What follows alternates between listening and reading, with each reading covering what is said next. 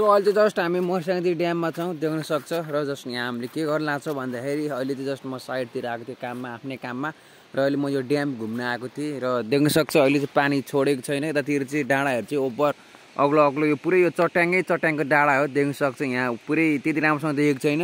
अनि यो मर्साङदी ड्याम भन्छ योभन्दा अर्को माथिपट्टि पनि ठुलो ड्याम छ तर यहाँबाट पानीहरू चाहिँ छोडेको छैन है देख्न सक्छ त्यहाँ हल्का हाम्रै काम गर्ने मान्छेहरू त्यहाँ खेलिरहेको छ एउटा अनि यता पट्टु भाइ बसिरहेको छ अनि मलाई चाहिँ खेल्न मन लागेन किनकि हल्का फोहोर जस्तो रहेछ पानी देख्न सक्छ यहाँ तपाईँले बाहिरबाट हेरेर थाहा पाइरह कति लेउहरू जमेको छ तर यस्तो पानीमा खेल्दाखेरि घाउ खटिरहेहरू आएर अब असर गर्न सक्छ त्यही भएर मैले खेलिएको छैन है अनि यतातिर चाहिँ ओभर गहिरो छ है पट्टु यतातिर चाहिँ धेरै गहिरो छ है यतातिर चाहिँ गहिरो छ अनि टक्क लाएर देख्न सक्छ सिन मर्साङदी ड्याम भन्छ यसलाई है टक्क लाएर सिन देख्न सक्छ बवाल छ है त्यही हो अनि केटाहरूले लुगुसुगु पनि खोलिसकेको छ यता देख्न सक्छ खेल्नको लागि तर म चाहिँ खेल्दिनँ मलाई यो पानी हेरेर नै चित्त बुझ्यो